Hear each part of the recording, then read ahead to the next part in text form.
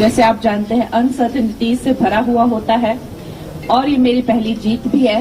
इसके लिए मैं दिल से आभार करती हूँ हमारे नेता प्रतिपक्ष जयराम ठाकुर जी का, जिन्होंने ये पूरा कैंपेन जो है वो लीड किया।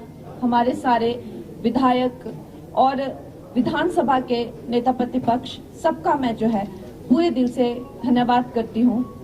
और सबसे बड़ा धन्यवाद जो मैं आज करती हूँ वो मंडी की जनता का, जिन्होंने अपनी बेटी को, अपनी बहन कंगना को जो है वो आज इस मुकाम पे पहुंचाया।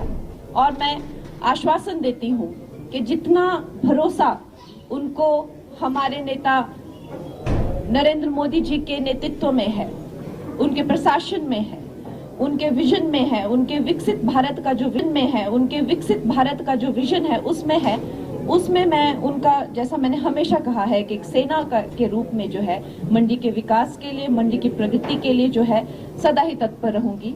और इसके साथ ही ये मेरे लिए बहुत ही भावुक कर देने वाला आज वो दिन है जिसमें हमें न कि सिर्फ एक जीत मिली है, जैसा कि हमारे नेता प्रतिपक्ष जयराम ठाकुर जी ने कहा, एक ऐतिहासिक लीड जो है हमें लगभग सभी क्षेत्रों से जो है वो मिली है, जिससे ये पता चलता है कि जो मंडी की जनता है वो अब बेटी में, अपनी बेटी में, अपनी कंगना में, अपनी बहन में जो है विश्वास रखती है। और ये जो परिवारवाद की जो ये राजनीति है उसको उन्होंने बिल्कुल नकार दिया है।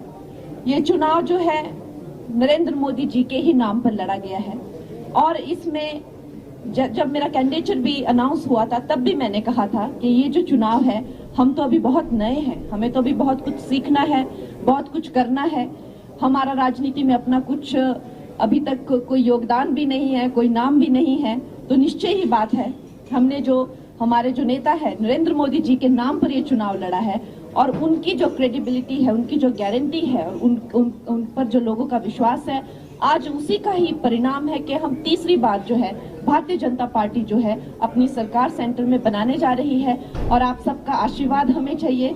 और इसके साथ ही मैं अब जो है आपसे मिलती रहूंगी और आगे जो भी है, जो जिस तरह से हमारा प्लान है चीजें एग्जीक्यूट करने का और लॉन्च करने का, वो हम डिस्कस करते रहेंगे। आप सब मीडिया बंधुओं का भी हमें जो है वो इसमें सहयोग चाहिए होगा और मंडी का जो है अब भविष्य जो है बहुत ही उज्जवल होगा। धन्यवाद। जैसे पीएम मोदी ने अपने 100 दिन का जो है प्लान पहले से सेट कर दिया है, कंगना रनौत का प्लान अब क्या है?